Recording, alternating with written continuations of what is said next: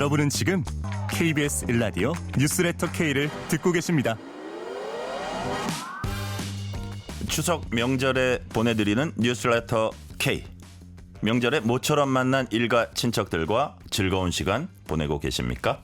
혹시 대화 때문에 스트레스 받아서 얼굴 붉히는 일은 없어야겠죠?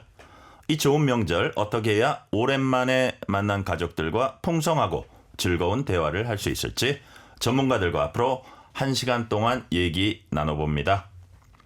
이 코너는 사전에 녹음해서 방송하는 것임을 알려드립니다.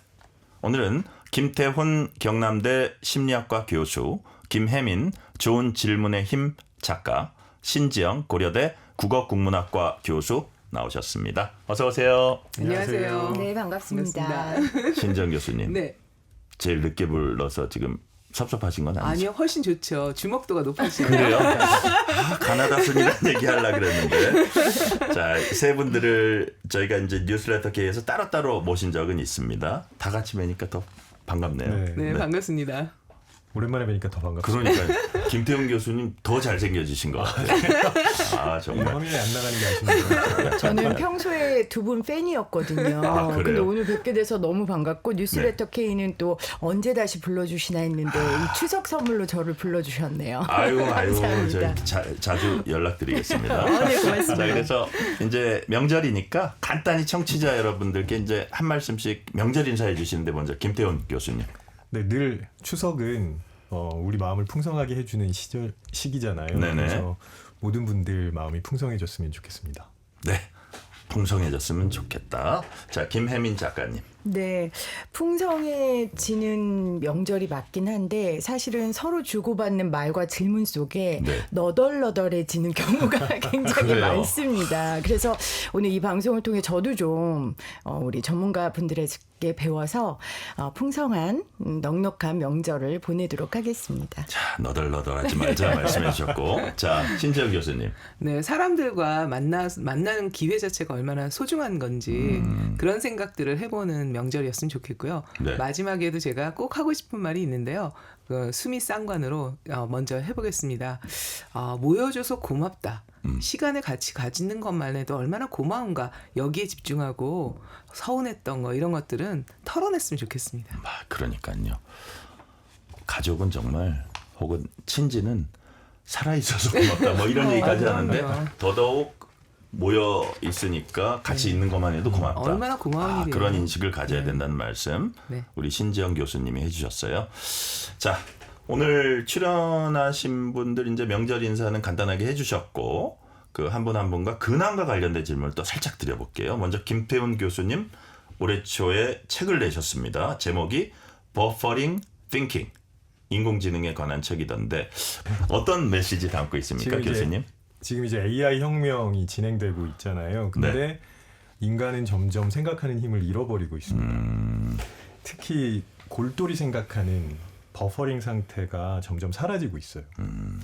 우리는 언젠가부터 인공지능이 잘 포장해서 배송한 지식을 그냥 소비하고만 있거든요. 예. 이런 상태가 지속되면 무언가 새로운 창의적인 생각을 하는 건 아마 불가능하지 않을까 싶습니다. 그래서 버퍼링 띵킹을 통해서 우리 인간이 생각하는 힘을 키울 수 있는 방법을 좀 말씀드리고 싶었습니다. 인공지능 시대에 우리가 좀 더 골똘하게 깊게 생각하는 그런 사고 이런 부분을 생각하자는 뜻에서 이 책을 쓰셨고, 자, 신지영 교수님 요즘 인공지능에 관심 많으신 것 같아요. 인터뷰 보니까 인공지능 시대를 잘 살아가기 위해서는 언어 능력은 더 중요하다. 이거 무슨 뜻입니까? 사실은 소통의 대상이 하나 더 는 거잖아요. 네. 인공지능과도 우리는 소통을 해야 합니다. 그런데 사람들은 소통이라는 거에서 굉장히 우리가 언어를 사용할 때는 네. 상황 맥락이라는 게 굉장히 중요하거든요. 네네. 누구랑 말하는가, 왜 말하는가, 어떤 상황인가 이런 거 굉장히 중요하잖아요. 그래서 네. 제가 자주 드는 비유가 옷을 잘 입는 거다. 이렇게 생각해 보자. 말을 잘하는 건. 그래서 어떤 옷을 입는 것 자체가 정답이 아니라 네. 그 상황과 시점에 맞게 그렇게 옷을 입는 게 잘 입는 거죠. 비키니 입어도 돼요? 안 돼요? 이거는 좋은 질문이 아니고 네. 수영장에서는 비키니 입어도 되죠. 하지만 방송 출연하는데 입으면 안 되잖아요. 네네. 이런 것처럼 말도 소통의 대상과 상황에 따라서 되게 달라져야 되는데 인공지능 시대에 그러면 인공지능이라는 또 소통의 대상이 하나 더 생겼고 네. 그다음에 우리가 또 만나야 되는 사람들이 있는데 한쪽이 한쪽 때문에 소통을 잘 못한다. 이런 문제가 되지 않을까. 우리가 인공지능과의 소통 때문에 거기에 골몰하다가 인간과의 소통이 소홀해지는 건 아닐까. 편안함으로 그냥 이렇게 귀결되는 건 아닐까. 이런 생각들 아까 사실 김태원 선생님 말씀해 주신 것처럼 골똘히 생각하는 능력과 다 맥을 같이 하는 것 같습니다. 그러니까요. 인공지능 시대에 골똘히 생각하는 방법을 생각해보자. 신 교수님은 인공지능 시대에 사람 간의 대화가 소홀해지는 것은 아닌가. 같은 맥락의 얘기인 것 같은데 자, 김현민 작가님께서는 좋은 질문의 힘이란 책 쓰셨잖아요. 네. 자, 이제 김태용 교수님 버퍼링 띵킹 얘기하셨고 신지영 교수님은 인공지능 시대의 사람 간의 대화 이제 강조를 하셨는데 두 분에게 제가 질문하는 것도 답변하시는 거 요 보니까 어떻게 좋게 평가하십니까? 좋게 좀 해주세요. 아니 일단 좋은 질문인데요. 굉장히 네. 또 어려운 질문이기도 그래요? 합니다. 아니 예. 굉장히 처음 게스트에게 던지는 질문치고는 굉장히 어려운 질문인데 그래요? 죄송해요. 허를 찌르는 좋은 질문이라고 생각합니다. 그 네네. 이유는 일단 그 질문을 던져 주심으로써 제가 좋은 질문의 힘을 쓴 작가라는 걸 다시 한번 청취자들에게 각인시킬 수 있도록 우리 진행자님께서 해주셨고 네. 또 김태훈 교수님의 신작을 언급하셨는데 올 초에 나왔지만요. 작가에게 이 책 이야기 언급해 주는 것만큼 좋은 네. 질문이 없거든요. 그래요? 너무 감사한 정말 그 질문이고요. 참고하겠습니다. 그럼요. 앞으로. 그리고 네. 또 신영 교수님은 이제 언어 탐험가라는 그 정체성을 갖고 활동하시는데 언어와 이 인공지능의 연관성에 누구보다 관심 갖는 전문가인데 그 네. 의견을 피력할 수 있도록 질문해 주셨기 때문에 100점짜리 질문이라고 할 수 있겠습니다. 근데 저한테는 100점짜리 아닌데요. 갑자기 든 생각엔 전 좋은 네. 질문이라고 생각했는데 예. 네. 제 책을 언급을 안 해주셨네요. 작년에 나왔지만 언어 감수성 수업. 자, 작가님 어디 가셨어요? 네. 자, 다시 한번 말씀해 주세요. 신 교수님. 작년 나온 책 제목 신지영 교수의 언어 감수성 수업입니다. 언어 감수성 수업. 굉장히 좋은 질문이 갑자기 되어버렸네요. 덕분에 강조할 수 있었네요. 120점짜리 질문인데 100점이 아니라 언어 감수성 수업 이거 들어감으로써 이 질문 점수가 120점이 되어버렸어요. 자, 좋습니다. AI 얘기 조금 더 해볼게요.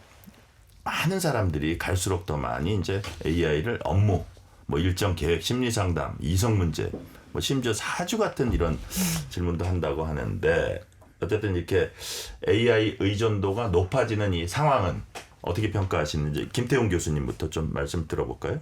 저는 일단 현 상황을 있는 그대로 받아들이는 게 중요하다고 생각합니다. 이게 뭐 인공지능이 우리 삶에 이미 깊숙하게 들어와 있고요. 네. 특히 대부분의 기술이 경량화되기 시작하면서 우리의 삶에 영향을 주거든요. 근데 이미 인공지능이 굉장히 경량화됐어요. 그래서 스마트폰에 들어올 정도니까 그러면 이걸 우리가 그냥 비판적으로만 생각하기보다는 우리 삶의 어떤 도구 혹은 어떤 파트너로 사용해야 될지를 네. 고민하는 게 먼저라고 생각합니다. 그래요. 근데 한편으로 걱정스러운 게 뭐냐면 이걸 가지고 이제 많은 것들을 배우는 분들이 있는데 네. 그 과정에서 권위의 착각이 발생할 수 있습니다. 무슨 말이냐면 인공지능이 알려준 답이 네. 그 무엇보다도 가장 정답이라고 생각하는 거죠. 네. 그래서 요즘은 뭐 교수들이 얘기를 할 때도 학생들이 아니 AI에서 이렇게 얘기 안 하는데요라고 하거나 부모 자식 간의 대화에서도 아빠 그거 틀렸어. 인공지능이 이렇게 알려주는데 이런 사례가 자꾸 늘어나고 있어요. 그렇죠. 네. 네. 네. 그런 그게 부분은 뭐 좀, 네. 지고지선이고 오류가 없는 건 아니고 뭐 이런 부분은 인식할 필요가 있다. 네, 물론이죠. 네. 예. 신 교수님한테는 한번 뭐 똑같은 질문을 만약에 이렇게 드린다면 AI가 많은 걸 처리하게 되면 결과적으로 사람 간에 서로 묻고 뭐 이렇게 자잘한 거 많이 아이고 이거 뭐 어떻게 해야 돼요? 이거 뭐 그럼 다음에 이런 것들을 이제 AI가 많이 도와주겠죠. 도와준다면 기본적으로 절대적인 양이 사람 간의 대화는 줄어들게 될 것이다. 이게 인간관계에 과연 어떤 영향을 미칠지 우리가 고민해야 될 부분인데 아니다. 일상생활의 효율성은 상당히 높여주고 그냥 인간관계는 인간관계대로 뭐 한 10마디 할 거 5마디 하지만 그게 큰 변화는 없을 거다. 어느 쪽이 더 맞다고 보세요? 뭐 둘 다 어떤 점에서는 또 완전히 비슷해요? 틀린 말은 아니라고 생각하는데요. 네네, 네. 문제는 우리가 인공지능에게 무엇을 하고 있는지 최근에 보면 네. 고민 상담을 엄청나게 한다는 거예요. 왜냐하면 인공지능 안전하다고 생각하고요. 네. 또 감정적인 대답을 하지 않기 때문에 자기를 늘 지지해주고 예. 그리고 지치지 않습니다. 이성 문제 막 물어보고. 그렇죠. 예. 내 고민 얘기하고 근데 다른 사람들한테 얘기하면 이 고민이 밖으로 나가면 어떡하지 이런 것도 걱정하고 네. 그다음에 다른 사람들은 내 말을 그렇게 진지하고 심각하고 매우 참을성 있게 들어주지 않거든요. 네네. 그런데 인공지능 계속 답변을 해주면서 굉장히 긍정적인 또 피드백을 줍니다. 그리고 또 굉장히 효율적으로 아까도 말씀하셨지만 네. 효율적인 정보들을 막 쏟아내주죠. 틀린 것도 물론 있지만 그렇죠. 기본적으로 맞는 게 기본적으로 맞으니까. 많죠. 네. 그런데 우리에게 그러니까 인공지능 어떻게 보면 굉장히 똑똑한 비서. 예. 그런데 지치지도 않고 매우 저렴한 비서를 두는 거다. 이렇게 생각할 수 있어요. 그런데 문제는 비서가 너무 똑똑하면 우리가 너무 의존하게 되죠. 그렇죠. 그래서 많은 분들 중에 왜 고위직을 했던 분들이 일상생활에서 굉장히 무능한 경우가 굉장히 많잖아요. 네네. 혹시 그런 것들을 보면서 우리는 그렇게 무능해지지 않는가를 질문해야 되는 거죠. 내가 하는 일과 비서가 해야 하는 일 를 나는 잘 구분해서 네. 비서한테 너무 의존하고 있지는 않을까 이런 생각을 하면서 나의 능력에 대해서 계속 점검해보고 비서가 없어도 내가 할 수 있어야 되는 그게 진짜 똑똑한 비서를 둔 더 똑똑한 내 CEO겠죠? 예. 지금 뭐 예를 들어서 뭐 고위 군장성을 하거나 막 밑에서 네. 다 해줍니다. 네, 기사도 네. 있고 네, 맞습니다. 예약도 다 해주고 모든 걸 다 의전을 갖춰주는데 또 뭐 CEO를 하거나 막상 사회에 나와서 이제 자기가 지하철도 타고 다녀야 되고 식당 은행에도 예약도 가야 해야 되고. 돼요. 네. 그런 것들을 AI 시대에 우리가 좀 대비해야 된다. 이런 측면은 김혜민 작가님도 동의하십니까? 네. 저도 동의하고요. 저도 이 두 분의 의견에 덧붙여서 두 가지 정도 말씀드리고 싶은데 하나는 이제 그 상담 이야기 하셨는데 실제 얼마 전에 그 미국에서 16살 소년이 네. 챗봇에 의존을 해서 계속 상담을 해왔고 결과 이제 자살을 하는 일이 발생했습니다. 네네. 근데 그 챗봇에게 방법을 구체적으로 물어봤고 확인받았고 그리고 오히려 그 챗봇이 더 효율적인 방법을 안내해 주기도 했고요. 그래서 그 부모님이 이 챗봇을 대상으로 지금 소송 중에 있고 앞으로 이런 일들이 계속 벌어지기 때문에 네. 인공지능 AI를 사용하는 데 있어서 윤리적인 부분과 함께 기술적으로 어떻게 보완을 해야 할지 우리가 생각해야 하고요. 또 하나는 저는 나 자신에 대해 생각하는 능력이 앞으로 굉장히 중요한 자격이 될 거라고 생각합니다. 나 이 시대를 자신에 대한 살아가는 생각? 네네. 예. 이 시대를 이끄는 리더로서 네네. 근데 AI에 우리가 의존하다 보면 나라는 사람이 누군지 내가 뭘 좋아하는지 내가 어떻게 살아야 되는지를 잘 모르게 될 것 같습니다. 네네. 제가 예전에 그 드라마를 봤던 게 굉장히 기억이 나는데 스카이캐슬이라는 드라마였어요. 예. 거기에 정준호 씨가 이제 50이 넘은 외과 의사고 병원장을 꿈꾸는 의사인데 이 의사는 어렸을 때부터 부모가 원하는 대로만 살아왔어요. 한 번도 자기 자신에게 질문을 던져본 적이 없거든요. 그러다가 인생에 엄청난 일을 맞닥뜨렸을 때 50이 넘어서 엄마한테 울부짖으면서 이런 얘기를 하더라고요. 엄마 나 이제 어떻게 해야 돼요? 내가 50이 넘었는데도 어떻게 살아야 될지 모르겠다고. 그래서 제가 저걸 보면서 저 사람은 한 번도 질문하면서 살지 않았구나. 그래서 AI 시대에 가장 필요한 건 나 스스로에게 질문하는 능력. 네. 이게 함께 키워져야지만 지금 두 전문가가 말씀하신 것처럼 도구로서 비서로서 AI를 활용할 수 있을 것 같습니다. 그러니까요. 기술적 보안 문제, 윤리적인 문제도 해결해야겠지만 근본적으로는 나 스스로에게 질문할 수 있는 그런 것들을 계속 유지할 수 있는 스탠스 그런 것들을 유지해야 된다. 그런 말씀해 주셨고요. 추석 명절 연휴에 만나는 뉴스레터 K 김태훈 경남대 심리학과 교수 김혜민 좋은 질문의 힘 작가 신지영 고려대 국어국문학과 교수와 함께 명절의 대화법 알아보고 있습니다. 자, 신지영 교수님. 인공지능한테 질문할 때도 우리나라 사람들은 이거 존댓말로 하나? 반말로 하나? 이거를 순간적으로 고민도 하고 한다고 하는데 나도 그냥 반말로 할 것 같은데 그걸 또 고민하는 분들이 있나 봐요. 예의가 바른 분들은. 한국어의 이 존댓말은 소통에 어떤 영향을 미칩니까? 네. 그 사실은 한국어의 이제 존댓말 반말 이거를 이제 문법적으로 설명을 하면 네. 상대 높임법이라고 해요. 한국어는 높임법이 발달되어 있다 이렇게 얘기를 하잖아요. 네. 높임법에는 뭐 여러 가지가 있는데 그 중에서도 듣는 사람에 대해서 나는 어떻게 생각하는지 네. 듣는 사람과 말하는 사람의 관계를 말의 끝에다 밝혀주는 게 한국어의 문법이거든요. 예. 그러니까 사실은 우리는 그 사람 두 사람이 말하는 걸 들었을 때 두 사람이 어떤 관계인지 전혀 몰라도 말만 들어도 알 수 있어요. 그러니까 이거 해라고 누군가가 말을 하면 예. 저 사람 말하는 사람과 듣는 사람이 어떤 관계구나 대충 알 수 있죠. 네네. 근데 이거 해주세요 이러면 또 다른 관계구나 이걸 알 수 있습니다. 자, 그러니까 한국어는 말하는 걸 들어보면 우리가 그 사람들을 몰라도 두 사람이 어떤 관계인지, 즉 사회적 관계를 말끝에다가 이렇게 문법적으로 보여주는 매우 독특한 언어 중에 하나예요. 네. 그런데 상대방의 그러니까 말을 들으면서 다시 거꾸로 얘기하면 그 사람이 나를 어떤 관계로 설정하는지를 계속 우리는 듣게 됩니다. 네. 그러니까 만약에 챗봇한테 내가 이거 해 이렇게 명령을 내렸는데 그러니까 챗봇과 나의 관계를 어떻게 설정했는지 여러분 다 아시겠죠? 네네. 같거나 아랫사람 이렇게 설정을 한 거예요. 적어도 그런데 위는 아니네요. 그렇죠. 예. 존댓말을 쓰지 않았으니까요. 네네. 그런데 만약에 챗봇이 알았어 이렇게 답을 하면 여러분 어떤 느낌일까? 실제로 챗봇한테 이렇게 얘기를 하면 챗봇이 반응을 이렇게 다시 보여줍니다. 네. 왜 이렇게 나한테 반말하지 마? 그럼 죄송합니다. 반말을 해서 죄송합니다. 이제 존댓말 하겠습니다. 그런 이렇게 반응도 온다 이거죠. 네, 반응을 하거든요. 챗봇이 어쨌든 간에 갑자기 반말하면 비속어로 세 글자? 예.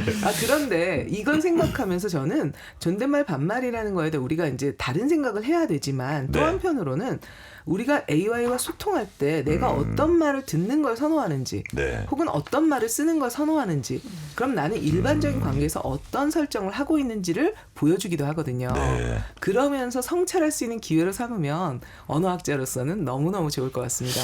관련되는 거 하나 더 질문을 드리면 호칭이라는 게 또 있잖아요. 맞습니다. 우리 존댓말도 있지만 자 만약에 회사에서 근데 회사 같은 데서 이게 창의성을 발휘하고 좀 더 원활한 의사소통을 위해 호칭을 어떻게 할까는 기업들이 먼저 고민한 것 같아요. 맞습니다. 그래서 일부 기업들 보면 뭐 회사에서 직급되고 뭐 홍길동님, 뭐 김말자님 뭐 이렇게 하듯이 한다든가 서로 닉네임을 부르는 회사도 있고요. 호칭의 변화가 대화, 소통의 확대로 이어질 수 있다고 보세요.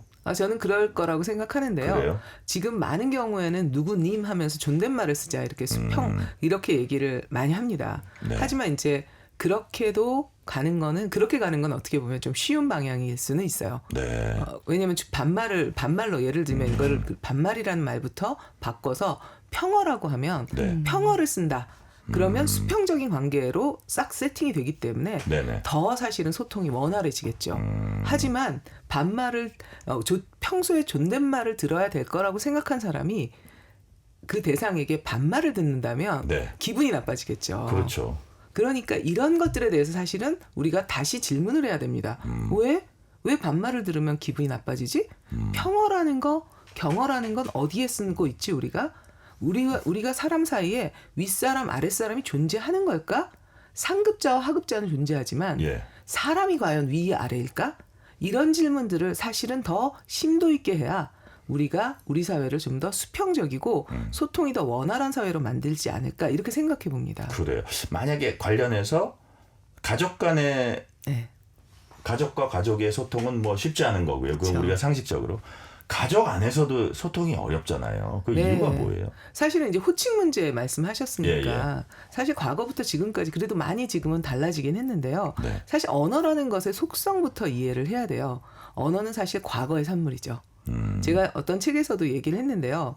오늘 그런 표현이 있는 건 어제 그런 생각이 있었기 때문이에요. 네. 언어는 앞세대에게 배우는 거잖아요. 그런데 오늘 갑자기 그 표현이 마음에 걸리는 건 내 생각이 바뀌었기 때문이죠. 그래요. 그 언어가 나의 생각을 담지 못하기 때문이에요. 그럴 때 언어의 줄다리기가 일어난다. 저는 그렇게 은유를 했습니다. 마음속에서 충돌이 있는 거네요. 그렇죠. 다른 두 가지 생각이. 그렇죠. 그러면 어제의 생각이 틀렸기 때문에 네. 내 언어가 바뀌어야 될까? 아니면 내 생각을 바꿔야 될까? 이런 고민들을 하는데요. 네. 가족관계 호칭에서도 이런 게 사실은 있었습니다. 그리고 지금도 사실은 진행 중이고요.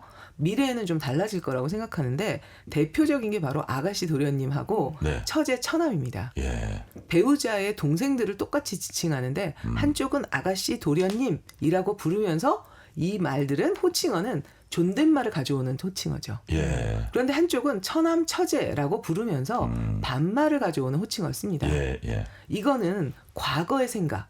그러니까 사실은 남녀에는 차별이 존재하고 남자가 더 위쪽이다.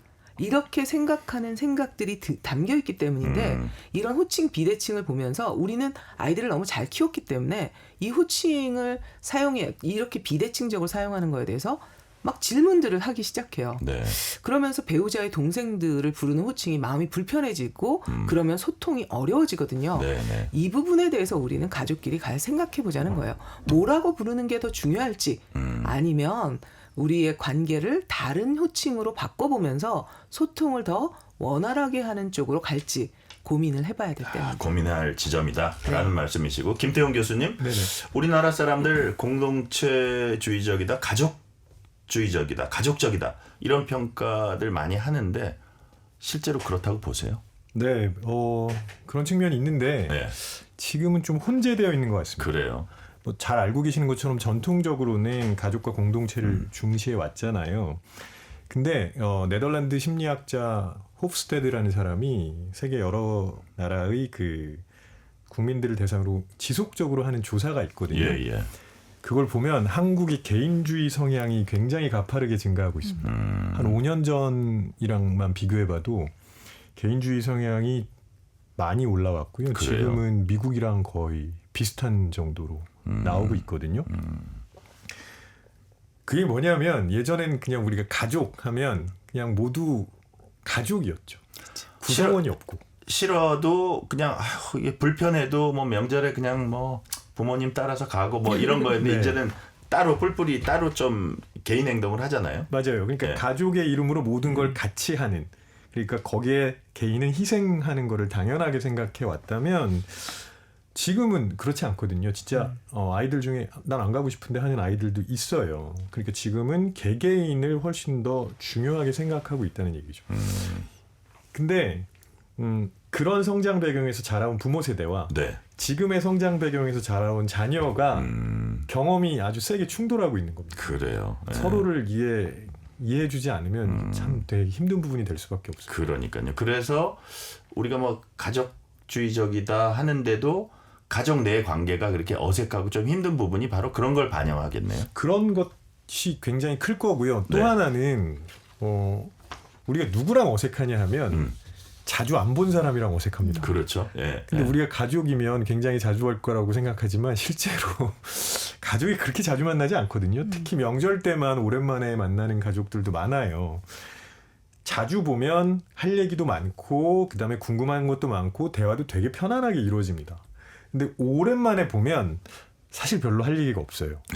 근데 가족이라고 생각하니까 뭔가 가깝다고 착각하고 그때 갑자기 불편한 질문들을 쏟아내기 시작합니다. 네. 약간 최악인가요? 네. 그건 좀 피하시는 게 좋겠습니다. 그래요. 자, 김혜민 작가님 이제 그냥 큰 틀에서 네. 나부터 먼저 말을 바꿈으로써 관계가 바뀌지 않을까 이런 생각을 우리가 해보잖아요. 그래서 좋은 질문 많이 강조하고 계신데 질문이 그렇게 중요한 이유가 뭡니까? 이 질문에 대한 답변을 네. 제가 김태훈 교수님께서 명절 때 예. 이제 어떤 그 질문을 해야 할 것 같은 압박감에 던지는 질문이 최악이다라고 예, 하셨잖아요. 예. 제가 그걸로 좀 답변을 대신해도 좋을 것 같아요. 맞아요. 말씀하신 대로 큰아버지, 작은아버지 뭘 그렇게 자주 뵙겠어요. 그러면 이제 만나면 이분들도 무슨 얘기는 해야 될 것 같고 그러니까 요즘 공부 잘 돼? 뭐 연애는 해? 결혼은 얼마 언제 벌어? 하니? 네. 결혼은 언제 해? 막 이런 것들을 여쭤보신단 말이에요. 물론 어른들도 조심해야 되지만 입사는 했니? 뭐 이런 거 있잖아. 그러니까 가장 그 당사자가 괴로울 만한 상황에 대한 질문을 예. 어른들이 너무 당연하게 던지는 거예요. 그래서 당연히 어른들도 조심해야 되지만 저는 또 그 질문을 받는 그 자식들도 자녀들도 저분들도 오죽했으면 저런 걸 여쭤볼까. 네. 좀 그렇게 생각해주는 넉넉함도 있으면 좋겠다는 생각을 하고요. 어른분들은 그냥 질문을 하지 않는 게 좋은 질문이라고 저는 생각을 그래요? 합니다. 네. 그냥 감탄해 주시고 감사해 주시면 좋을 것 같아요. 1년 동안 건강하게 잘 지냈네? 네. 아니면 뭐 요즘 유행하는 뭐 영화라든지 드라마라든지 그냥 누구나 공감할 수 있는 내용들을 함께 이야기하는 걸로 질문을 던지는 걸로 대신한다면 명절 때 최소한 질문 때문에 상처받는 일은 없을 것 같다는 생각이 들고요. 좋은 질문의 요건 중에 하나는 상대가 중요하게 생각하는 가치를 말할 수 있게끔 하는 질문을 던져주는 게 좋거든요. 네네. 그러니까 아이 같은 경우는 이제 게임 하는 거 보면 막 속 터지죠. 근데 그때 너 왜 게임 좋아해? 네. 너 이 게임에서 좋아하는 캐릭터가 뭐야? 그럼 이 아이가 신이 나서 얘기할 겁니다. 그래서 그런 식으로 저 상대가 뭘 중요하게 여길까 고민하고 관심을 표현해 준다면 명절 때 되게 관계를 단단하게 하는 좋은 질문이 될 수 있을 거라고 생각합니다. 그러니까요. 어른이라면 그 조카들이나 이렇게 얘기하는 걸 듣다가 자기네가 먼저 뭐 회사 얘기를 하든 뭐 자기네 업계 얘기를 하든 그러면 거기에 뒤늦게 끼어드는 이것도 괜찮겠더라고요. 근데 문제는요. 네. 우리나라 사회에서 그 발언권, 권력이라는 게 발언권을 갖게 어른들 되거든요. 일단 마이크는 어른들이에요. 그렇죠. 그러니까 어른이 딱 나타나면 입을 딱 다물잖아요. 아 그래요. 그래서 질문을 하는 건데 아까 김 작가님 말씀해 주셨듯이 그럴 때 네. 질문을 하지 않아야 돼. 그러니까 질문한다는 건 말을 시작하고 관계를 맺어보려고 하는 거거든요. 그렇죠, 그렇죠. 그런데 그 질문이 왜 하냐면 그렇게 질문을 듣고 자랐기 때문이에요. 그렇죠.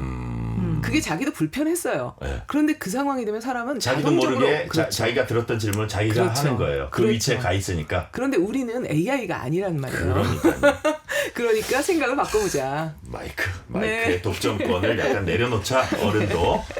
추석 명절에 만나는 뉴스레터 K 김태훈 경남대 심리학과 교수 김혜민 좋은 질문의 힘 작가 신지영 고려대 국어국문학과 교수와 명절의 좋은 대화법 얘기 나누고 있습니다. 본격적으로 한번 여쭤볼게요. 김혜민 작가님 좋은 질문 어떤 질문이 좋은 질문입니까?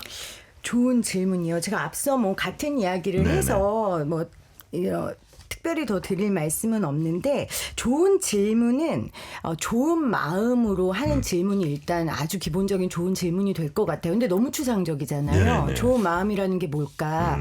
아까 앞서 우리 앵커께서 명절 때 아이들이 무슨 얘기를 하는지 보고 있다가 네. 내가 하나 거둘 수 있는 부분이 뭘까라는 그 마음가짐이 저는 좋은 질문을 할 수 있는 좋은 마음이라고 생각해요. 그러니까 상대를 관찰하는 거죠. 관찰하고 들어줄 수 있는 여유? 네, 맞습니다. 예. 그래서 저는 일단 그 상대를 관찰하고 또 질문을 던진다는 건 나는 네가 너무 궁금해. 네. 그리고 또 하나는 나는 너의 이야기를 듣고 싶어라는 강력한 시그널이거든요. 네네. 그래서 좋은 질문이 있으면 좋은 관계가 같이 따라올 수밖에 없습니다. 일터에서도 좋은 질문을 한다는 거는 그 일에 대한 장악력이 본인이 거의 100%란 얘기거든요. 네네. 그러니까 누군가 윗 상사에게도 나를 일 잘하는 사람으로 각인시키려면 좋은 질문을 던지면 되겠죠. 그렇죠. 그래서 일단 좋은 질문이 나에게 좋은 걸 갖고 온다라는 확신을 갖고 좋은 태도로 질문을 던지면 저는 그게 좋은 질문이라고 생각합니다. 그래요? 네. 근데 좋은 질문을 예, 김태훈 교수님 던지기 전에 네.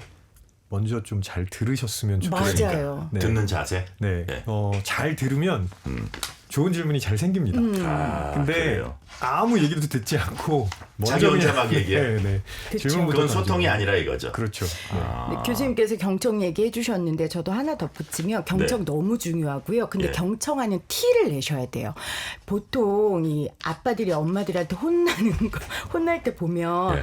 엄마 막 말하고 있고 어머니가 당신 내 얘기 듣고 있어? 뭐 이런 얘기를 많이 해요. 예. 이 어머니 아버지 이렇게 성 역할을 고정하면 신지영 교수님한테 혼나는데 제가 왜냐면 교수님 그런 거 되게 강조하셔서 지금 부인이 남편을 네. 깨는 얘기를 하시는 거죠? 아 부인 남편이라고 고정하지 않겠습니다. 또, 누군가가 누군가가 A, 배우자 이야기를 B. 할 때 제가 얘기하면서 눈치가 보여가지고 또 명절인데 그러니까 그게 무슨 말이냐면 분명히 듣고는 있어요. 근데 예. 눈만 껌뻑껌뻑하면 이 사람이 듣고 있는지 안 듣고 있는지를 모른단 말이에요. 그래서 저는 경청 너무 중요하는데 경청 안에 티를 낸다. 맞지. 지금 앵커께서 저희가 이야기하면 뭐 이야기하시잖아요. 그걸 한다든지 저는 그럴 수도 있지 뭐. 이 말이 경청의 언어로 되게 맞아요. 적당한 언어더라고요. 그러니까 그 말은 뭐냐면 내가 네 말에 100% 동의한다는 뜻은 아니지만 너 입장에서는 그럴 수도 있겠네. 나 네 말 잘 들었어. 라고 표현할 수 그래요. 있거든요. 그래서 경청하는 티를 꼭 내셔라.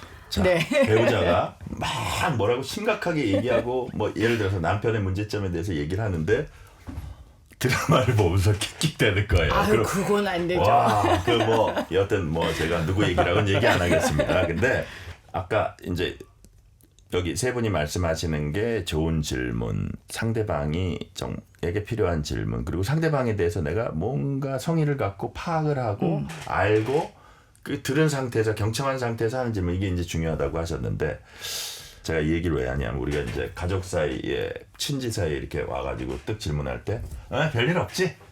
이런 질문 하잖아요. 네. 교수님. 네. 그 질문은 질문으로서는 어떻게 평가하십니까?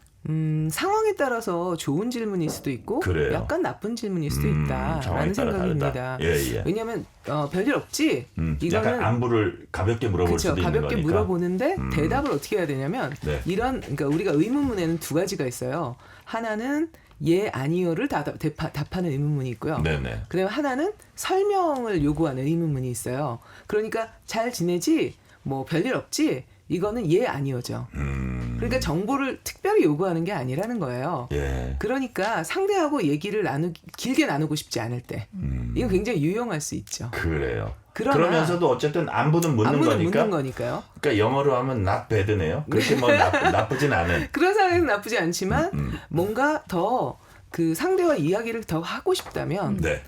별일 없지 보다는 어떻게 지냈어? 예. 이러면 설명 의문문이 되잖아요. 조금 구체적인 걸 알고 싶어하는. 그렇죠. 그러니까 그 상황에 맞춰서 어떻게 말하는 게 상대에게 더 많은 나와의 관계를 가져올 수 있을까? 그래요. 이런 걸 순간순간 고민해봤으면 좋겠고요. 네. 아까 좋은 질문 얘기하셨는데 좋은 질문은 사실은 좋은 답을 얻기 위해서 하는 거거든요. 네. 질문은 답을 위해서 있는 거지 답이 질문을 위해서 있는 건 아니거든요. 그렇죠. 예. 그러니까 사실은 그 질문을 하기 전에 나는 어떤 답을 원하는가?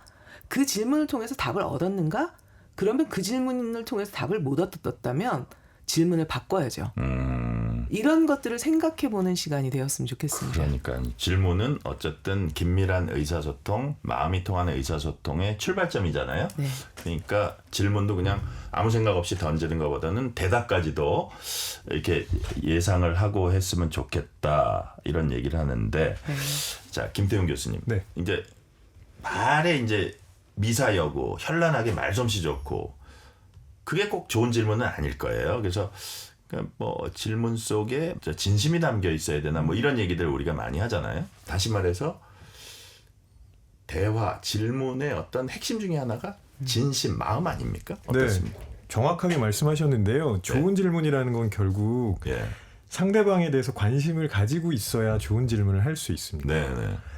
그리고 조금 전에 들으셨던 그 질문은 네. 상대방을 존중하는 질문이기도 해요. 네네. 당신이 지금 이런 일을 하고 있다는 걸 내가 잘 지켜보고 있고 네. 그리고 거기에서 내가 궁금한 게 뭐다라고 물어보는 거잖아요. 네네. 그런 질문은 정말 좋은 질문이죠. 한 걸음 더 나아가자면 조금 더 생각을 하게 만들어주는 저는 이걸 정교한 질문이라고 표현하는데 정교한 네. 질문. 네. 그냥 아까 신지영 교수님 말씀하신 것처럼 그냥 편하게 묻는 안부로서 별일 네. 없어라는 말은 괜찮지만 예. 상대방과 조금 더 심도 있는 대화를 나누려면 질문이 조금 더 정교해져야 돼요. 네. 그러면 훨씬 더 상대방도 생각을 많이 하게 되고 나에게 관심을 가지고 있구나라는 걸 파악할 수 있죠. 그러니까요. 정교한 질문도 중요하다. 그리고 한 가지만 더 덧붙이자면 네네. 보통 이렇게 말씀을 많이 하신 다음에 이건 조직에서 많이 일어나는 일인데 네. 상사가 끝에 다 이해했지? 이렇게 질문하세요. 네네. 그건 좀 피하셔야 돼요. 왜냐하면 이해했지라고 했을 때 구성원이 이해 안 되는데요라고 할 수는 없습니다. 예, 예. 그래서 이걸 understand가 아니고 클리어라고 질문하셔야 됩니다. 클리어 뭐냐면 내 설명이 혹시 부족한 부분이 있었느냐 혹은 추가로 설명이 필요한 부분이 있느냐 이런 걸 물어보는 거거든요. 예, 예. 그러면 대화하기가 훨씬 쉬워집니다.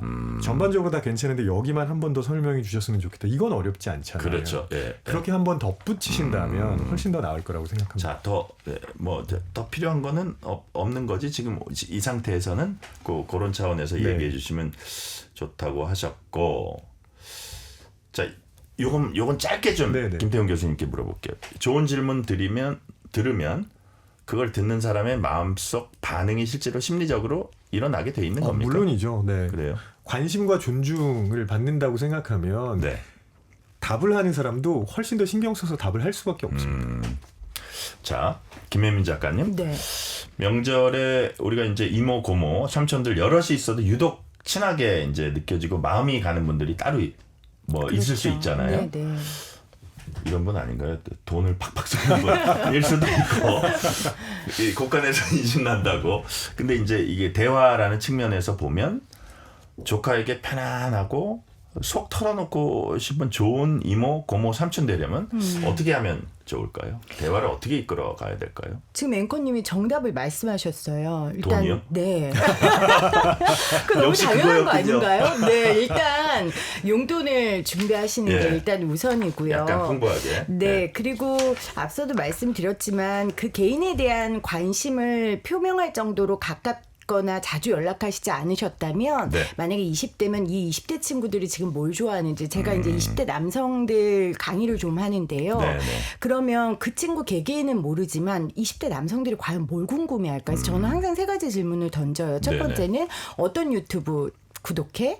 그러면 이제 대부분은 구독을 하죠. 구독하는 채널이 있어요. 근데 없을 수도 있잖아요. 그러면 그럼 어떤 콘텐츠 요즘에 봤어? 물어보고요. 그리고 이제 이건 스몰 토크의 질문이고 네. 세 번째는 20대 청년들이니까 지금 미래를 위해 뭔가 준비하고 있는 게 있을 거 아니에요. 그래서 그러면 뭐 어떤 거 준비해? 그럼 어떤 친구는 신나서 얘기를 하지만 어떤 친구는 되게 시니컬하게 아니요. 그런 거 없는데요. 그럼 대화가 끊기는 게 아니라 오히려 저는 더 깊은 얘기를 할 수 있을 거라고 그래요? 생각하거든요. 예, 예. 왜냐하면 지금 청년의 때에 애쓰고 노력하는 게 어쩌면 너무 당연한 시기인데 안 한다는 건 분명히 이 친구에게 사연이 있거나 이유가 있을 거거든요. 뭔가 말을 더 끌어낼 수 그렇죠. 있다. 그러면 왜 뭔가 도전을 했는데 안 됐어? 지쳤어? 이런 얘기를 할 수 있더라고요. 그래서 그 개개인에 대한 정보가 별로 없으시다면 네.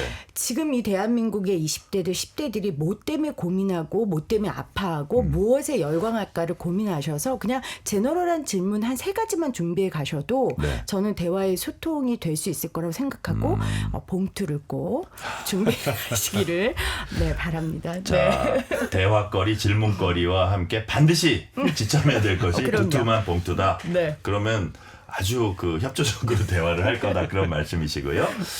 자, 저희는 지금 추석 명절에 만나는 뉴스레터 K, 김태훈 경남대 심리학과 교수, 김혜민 좋은 질문의 힘 작가, 신지영 고려대 국어국문학과 교수와 명절의 좋은 대화법 알아보고 있습니다. 자, 명절 맞아서 좋은 대화에 관한 얘기 지금 나누고 있는데 이런 얘기도 있어요. 우리가 가족 간에는 절대 정치 이야기 하지 말아라. 자, 일단 가나다 역순으로 이번에 좀 가겠습니다. 신지영 교수님 어떻게 동의하십니까? 저는 절대 동의하지 않습니다. 그래요? 네. 가족끼리 정치적 네. 대화 할 수 있다? 보통 그렇게 얘기하죠. 가족끼리 친한 사람끼리 연인끼리는 정치 얘기하지 말아라. 그러면 안 친한 사람하고 하라는 건가요? 안 친한 사람하고 해가지고 이제 막 한바탕 다퉈라? 네, 그런 건가요? 사실은 친한 사람끼리 해야죠. 좀 더 민감한 주제는. 그래요. 예를 들어서 스몰톡이라고 우리가 아까 김혜민 PD님 말씀해 주셨는데 스몰톡을 정치 얘기로 할 순 없잖아요. 그죠? 그렇죠. 그러니까 사실은 정치 얘기는 어떻게 보면 친한 사람끼리 해도 안전한 사람끼리 해야 교수님은 돼요. 실제로 친구나 가족들끼리 조금 하세요? 네, 많이 합니다. 오, 그래요? 네, 근데 그러면 왜 그런 얘기가 생겼을까? 정치 얘기 가족끼리 하지 말고 친한 사람끼리 하지 말아라. 이런 얘기가 왜 생겼을까? 여기 이면에는 혹시 정치 얘기를 못하게 하는 어떤 그런 음모가 숨어 있는 건 아닐까? 이런 생각을 해보자는 거죠. 네. 사실 정치 얘기를 해서 우리가 왜 가족끼리 친한 사람끼리 안 하는지 이해는 해요. 나쁜 기억들이 있기 때문이죠. 막 그런데 싸우고, 예. 그렇죠. 그거는 마치 밥을 먹다가 체했다고 밥을 먹지 마라고 말하는 거랑 똑같다는 거죠.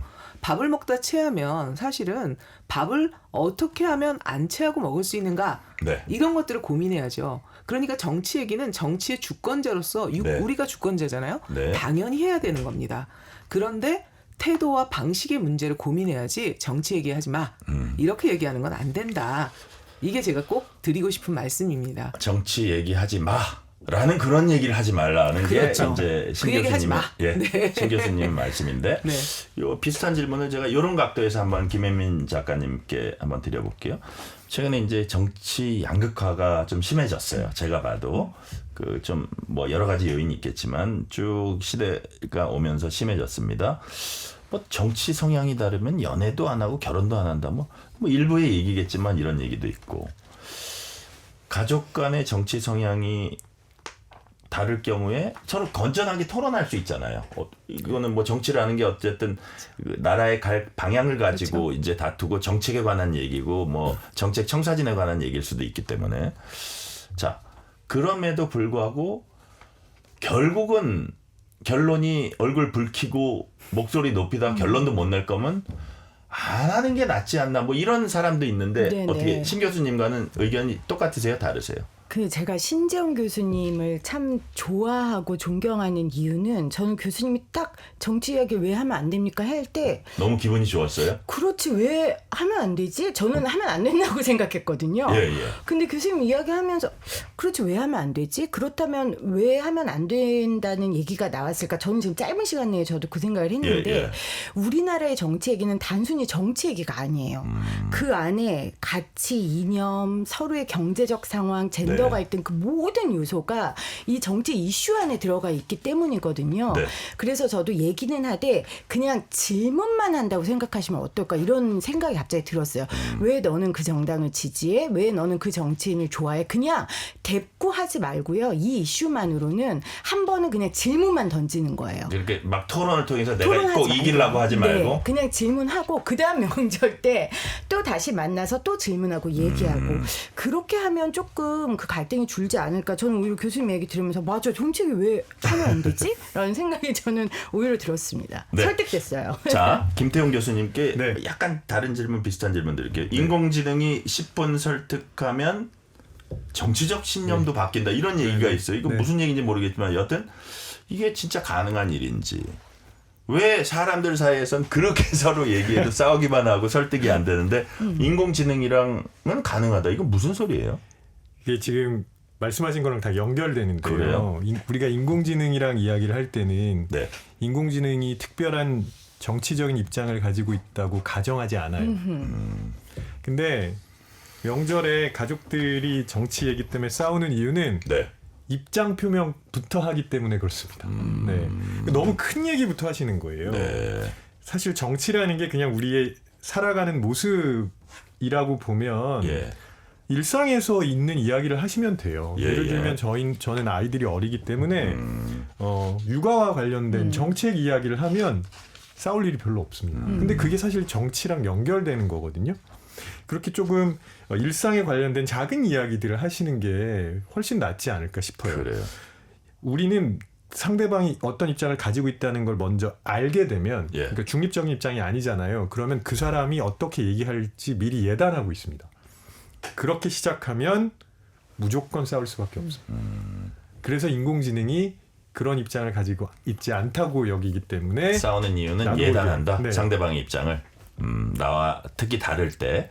자, 그러면 정치 얘기는 신지영 교수님 정치대로 하고 또 어떤 얘기들 좀 보시기에 하면은 더 이렇게 대화가 이렇게 좀 자연스럽게 될까요? 명절 같은데 오랜만에 본 가족 친지들하고. 요즘 화두가 되고 있는 게 AI잖아요. 그렇죠. 그러니까 AI에 대한 얘기를 하면 어떨까 이런 생각을 합니다. 네. AI를 바라보는 다양한 세대들이 모이는 기회니까 네. AI를 바라보는 다양한 세대들의 관점들을 공유할 수 있지 않을까 그런 생각을 합니다.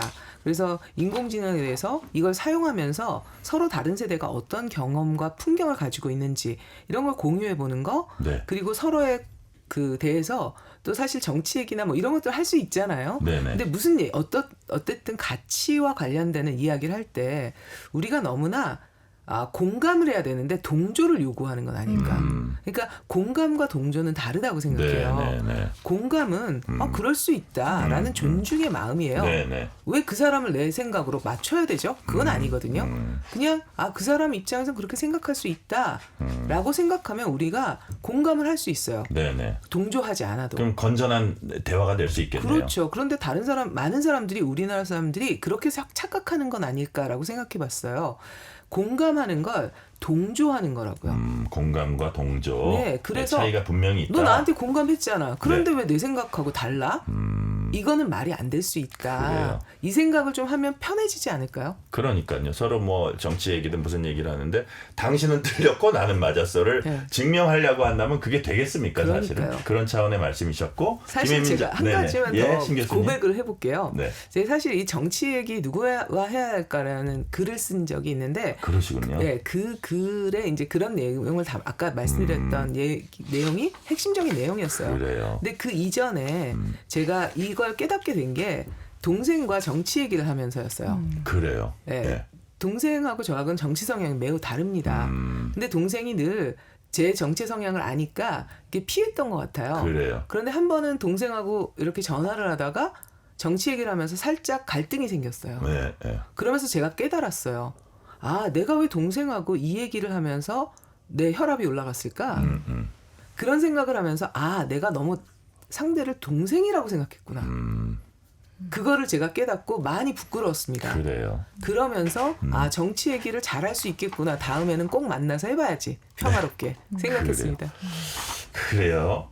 자, 김혜민 작가님은 어떤 네. 얘기를 꼭 정치 얘기는 아니더라도 했으면 저는 좋겠다. 운동. 운동? 네. 왜냐하면 운동은 모든 세대의 관심이고요. 사실은 어르신들만 운동에 관심이 있을 것 같은데 20대들 요즘 운동 관심 되게 많거든요. 네. 그래서 운동에 관한 이야기 하시면 좋을 것 같습니다. 자, 그럼 마지막으로 청취자 여러분께 이번 추석엔 가족들에게 이런 말 한번 건네보자. 한 가지 조언해 주신다면 먼저 신지영 교수님부터 해주세요. 아까 처음 시작할 때부터 말씀을 드렸는데요. 이 말씀을 꼭 한번 다시 드리고 싶습니다. 시간을 함께 해줘서 고맙다. 네. 이 말을 꼭 해줬으면 좋겠어요. 사람들이 가장 아까워하는 게 있대요. 돈도 아니고 다른 것도 아니고 시간이라는 거예요. 그 귀한 시간을 나와 함께 해준 사람. 네. 이거는 어떤 걸 떠나서도 다 고마운 일이잖아요. 그러니까 과거의 서운함이 아니라 현재의 고마움에 집중해서 서운함의 악순환에 빠지지 말고 고마움의 선순환에 빠져보자. 이 말씀 꼭 드리고 싶습니다. 고마움의 선순환. 지금 함께 해줘서 고맙다. 고맙다. 김혜민 작가님. 애썼다. 저는 애썼다. 그거면 족할 것 같습니다. 네. 네, 애썼다. 지금까지 뭐 이게 회사 다니느라고 뭐 하느라고 애썼고 자식들 키우느라고 애썼다. 앞으로도 애써라. 그런 뜻일 것 같고요. 자, 김태용 교수님. 저도 무조건 감사 표현 먼저 하셨으면 좋겠습니다. 네. 덕분에 명절에 이렇게 같이 할 수 있어서 고맙다. 덕분에 이렇게 명절에 같이 할 수 있어서 고맙다. 오늘 말씀은 여기까지 듣겠습니다. 지금까지 김태훈 경남대 심리학과 교수, 김혜민 좋은 질문의 힘 작가, 그리고 신지영 고려대 국어국문학과 교수였습니다. 오늘 말씀 감사합니다.